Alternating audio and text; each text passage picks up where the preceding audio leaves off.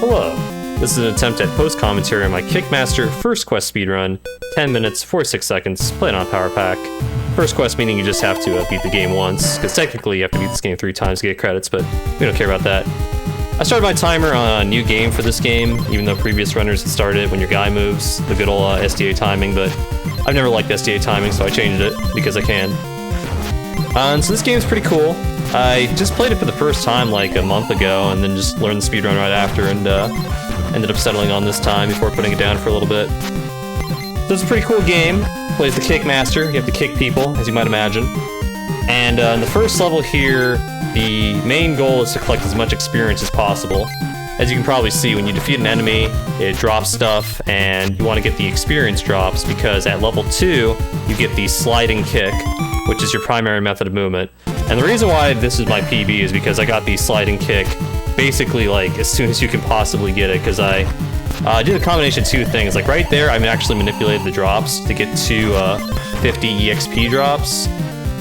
And also I just got really lucky with drops in general. Like you can see right there, the shields that pop out, those are the 50 EXP coins. You want to get as many of those as possible in the first level in order to unlock the slide as quickly as possible. At level 1, you get the dive kick, the knee drop, which is your primary method of attacking. And the reason why the knee drop is so good is just because it does insane damage, it has invincibility frames, and you can use it to chain stun enemies. Now, coming up is the first boss. Pretty straightforward. I think there's a little bit of randomness to how the boss moves, but you just dive kick it like 4 or 5 times and take care of her. Just gotta mash through, every time you beat a level, you have to mash through the post-level stuff, password, all that. So normally whenever I would do runs of this game, I would get the sliding kick probably like 20 seconds from now. I'd have to farm a few enemies and the swamp coming up, but no, I just get it right there immediately. And that was the first time it ever actually got the kick that early. And it was like 10 seconds faster than any other run it had up until this point. You get the item here just to skip forward in the level. You never actually use it. And then as soon as I get the sliding kick as early as I do, I just immediately start making mistakes. Like right there, I was supposed to use the bouncing bolt to only break 1 block and then jump on top of it, but I just messed up there. Basically, the theme of this run is the early game grind was incredibly good, and then I just messed up everything after except for level 5. This boss is pretty cool. I have like a setup to take out the wolves by doing some kicks there, and then I mess it up and I don't kick the wolf. It ends up not being that bad, although I take a lot of damage I don't want to take. Like that wolf should already be dead, but it is what it is. At this point, I don't really need experience, except I do want level 3 for the level 7 boss, so I get the double front kick. This boss, you're just supposed to dive kick repeatedly. Again, I mess up by doing the wrong input and have to do kind of a slower backup strat. Also, you see I'm collecting magic here. Magic isn't too important in this run. You're only using like a few spells. You're using the bouncing bolt, which you've seen before, which is used to attack enemies from range, to attack enemies without moving, and also just to break block formations.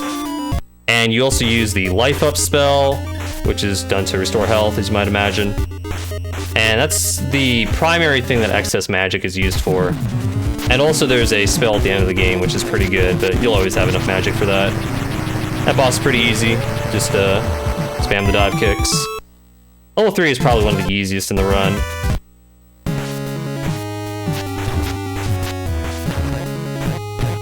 On this stage, I optimized my movement towards the end, but I ended up like messing it up again because I'm just not used to having the slide this early and being this far ahead of my PB. But that being said, it's still a pretty straightforward level here. So the idea right here is to jump over this spike pillar, but I kind of just back off.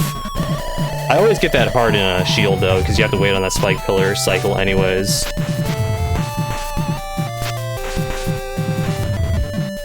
Into another mini boss. Actually get the proper kill on this one. This is what I was supposed to do on the level 3 mini boss, but I messed it up. And the Chimera, just chain stun this guy as well. That's one of the easier bosses in this run. For the most part, this game doesn't have too much randomness outside of the drops. At least compared to Swordmaster, like bosses and mini-boss patterns barely matter at all, because you're just chain stunning them. This Harpy, however, even though it's not random, is one of the hardest quick kills to get in the game. I spent a lot of time just trying to figure out how to properly sunlock that Harpy.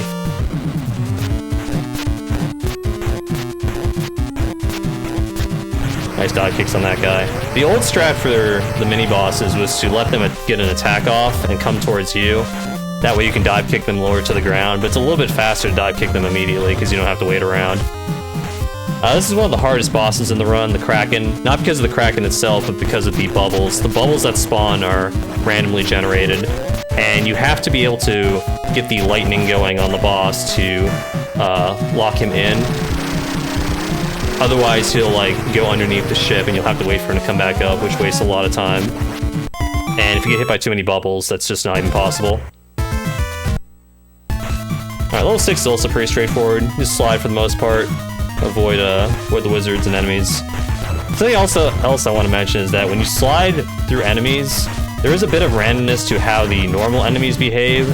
So sometimes like they'll walk back and forth and block your slide, which wastes a little bit of time. The idea is you just want to get like clean slides past them. That movement right there to get past that section is something I came up with as well. You get a 50 EXP coin out of it in case you're like low on experience, but also it's just like one of the fastest ways to do that section in general. That ending there was pretty slow, but I got kind of like a weird spawn of enemies, so I decided to play it safe. That kicking the level 6 boss is pretty easy, at least I think so, compared to the mini-boss Harpies.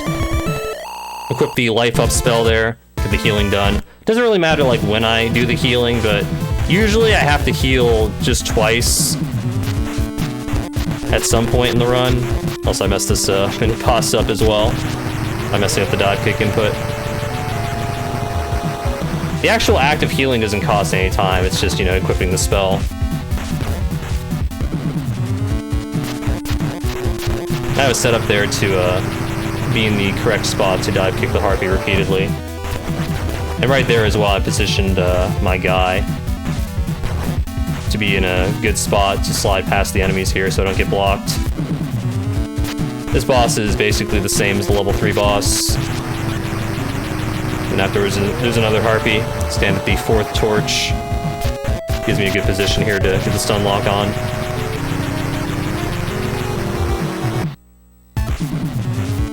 Doppelganger fight is one of the easiest fights in this entire run. I often forget it exists. Sometimes though, he like actually does a move that has iframes and it kind of throws you off. This spider kill though is something I came up with by myself. The 3 triple front kick opening. That's why I need a triple front kick. The strat that other people were doing is you dive kick the spider immediately, but I couldn't get that to work consistently. But fortunately that strat I did was a lot more consistent. Just like that, we're at the final level already. Switching to the Quake spell. Menu is a little bit slow there. The Quake spell is time stop. You can see right there I used it to stop the enemies. That one doesn't save too much time, but it's basically just used to stop bosses, as you'll see here. And you want to use the double front kick now, because it's more sustained DPS than using the dive kick, that the boss can't actually move.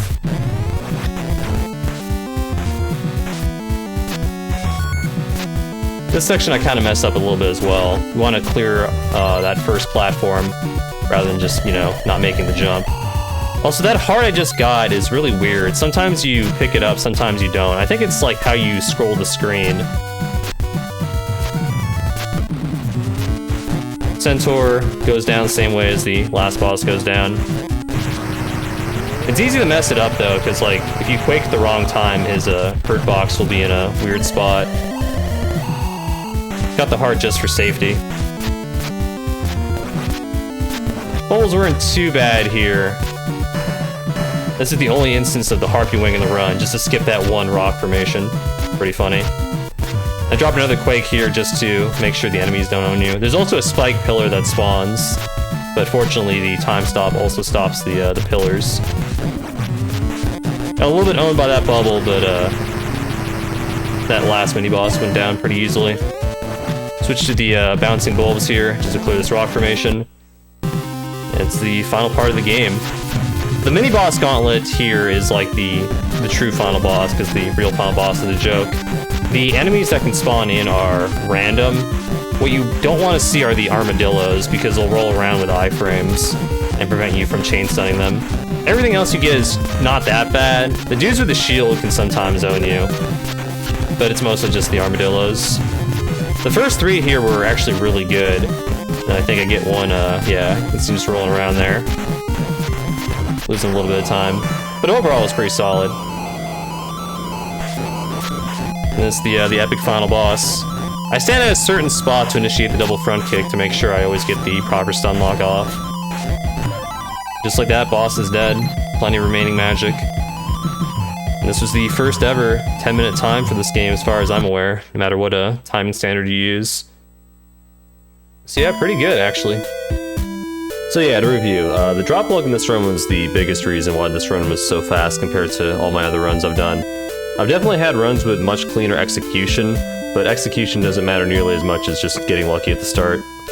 In the future, I want to look more into RNG manipulation to kind of minimize how much good luck I actually need to match this time, because I don't think it would be that difficult to get a few more like guaranteed 50 EXP coins.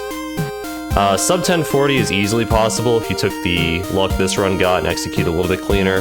And then with like actual good strats and movement, you could get sub 1030 as well probably. Overall, really happy I picked this game up, since I've never really done any NES speedruns outside of Swordmaster.